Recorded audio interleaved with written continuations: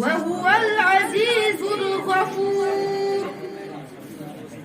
الذي خلق 7 سماوات طباقا ما ترى في خلق الرحمن من تفاوت فارجع البصر هل ترى من فطور ثم ارجع البصر كرتين ينقلب إليك البصر خاسئا وهو حسير ولقد زينا السماء الدنيا بمصابيح وجعلناها رجوما للشياطين وأعتدنا لهم عذاب السعير وللذين كفروا بربهم عذاب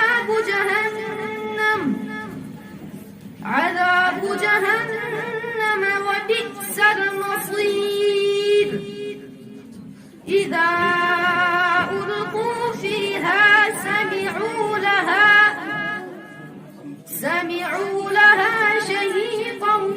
وهي تفور تكاد تميز من الغيظ كلما ألقي فيها فوج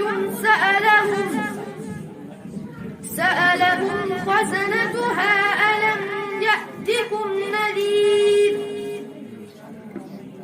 قالوا بلى قد جاءنا نذير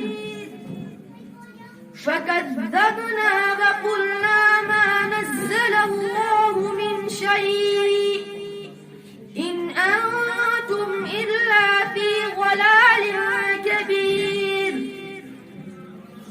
وقالوا لو كنا نسمع أو نعقل ما كنا في أصحاب السعير